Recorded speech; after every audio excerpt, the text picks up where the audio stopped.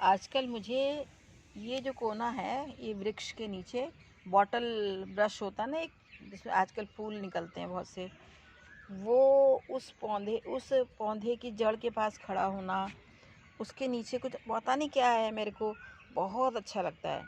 इसमें ज़्यादा कुछ नहीं है कि मैं ऐसा बड़ा दिखाने लायक हो, किंतु मुझे अच्छा लगता है इसलिए मैं आपको दिखा रही हूँ। देखिए, एक ये है पौधा अमरूद का, इसके नीचे ऐसे सजावट की गई है, साधारण सी ही है, किंतु पता नहीं क्यों मुझे अपने पहाड़ की ओर ले जाती है। वो जो पहाड़ी नदियाँ होती हैं ना, उसमें ऐसे ही तो पत्थर दिखाई देते हैं साइड में, और कुछ जो बड़े होते हैं उन पर पैर रख के हम लोग पार कर सकते हैं, अगर बारिश का समय ना हो। बारिश के समय बड़े बुजुर्ग जो हैं आगाह करते हैं, वो देखो गाड़े जल वो अल्ले इतके घाम छू पर ऊ पार जो डांचू पार दियो अगर होलो तो फट गाड़ में पानी भरियोल और तुम लोग बग जाना मतलब बह जाओगे। तो उस और पहाड़ी नदियों में जब तूफ़ान जैसा आता, तेज़ प्रवाह होता है, उसमें तैरना भी ख़तरनाक होता है। तो वो मुझे ऐसे याद दिलाता है।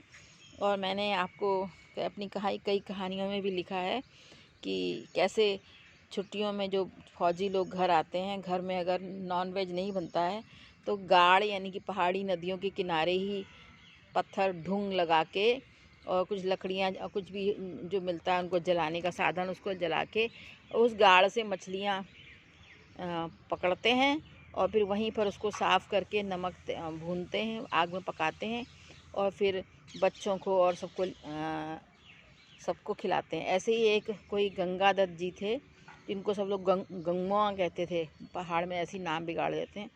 तो जब फ़ौज की अपनी छुट्टियों में घर आते थे तो इसी प्रकार से वो ऐसे पत्थरों का ऊंचा सा बना के और उसमें चूल्हा जला के और खिलाते थे। तो सब कहते थे गंगू एरो आजकल हमारे नानतीन बिगाड़ दिल, सब न मुख में तो मलेच्छ चीज़ लगे दिल, ऐसा बोल देते थे। पर ऐसा नहीं है, छिप छिप के सब लोग बहुत से खाते थे और मुंह के दिखाने में कहते थे नहीं। हाँ, घरों में वो बहुत पहले, अब तो बनने लगा, घरों में घर के जो मेन हरिशा जैसे बोलते चूल्हा, उसमें जो नॉन वेज नहीं बनता, सिर्फ पूजा में बलि चढ़ती थी जब, तो उसको भी किनारे बाहर के चूल्हे में के पास पकाया जाता था। तो ये सब नियम थे। और एक मज़े की बात बताएं, जब मैं अपने ससुराल गई तो वहाँ एक बकरा काटा गया था एक किसी मंदिर में, तो उसका हम लोग को कुछ जो हमारे हिस्से में आता था वो मिला। तो हमारे घर में 2-4 लोग और थे जो बहुत उसको खाने के इच्छुक थे, और थोड़ा थोड़ा मैंने भी अपने पति के साथ रहकर वो सीख लिया था खाना। तो मेरी एक विधवा ननद थी, तो वो तो उसको छूती भी नहीं थी, तो मेरी जिम्मेदारी थी कि मैं बनाऊं।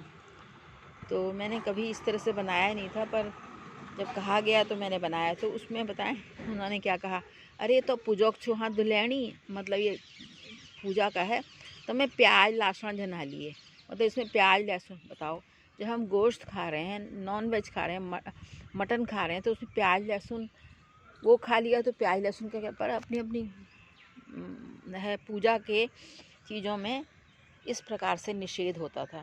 तो ये आपको शायद पता हो, और बहुत सी बातें हैं। और आज बस ये वीडियो बड़ा हो जाएगा। और जो लोग प्रातः भ्रमण करते हैं तो अमरूद के 2-3 पत्ते धो के चबा लिया करें, उसका रस चूस लें। अगर पूरा निगल सकते हैं चबाने के बाद तो वो भी कर सकते हैं। तो कहते हैं अनेक व्याधियों का निवारण करता है। धन्यवाद, बस मैं आज इतना ही आपको बताऊंगी।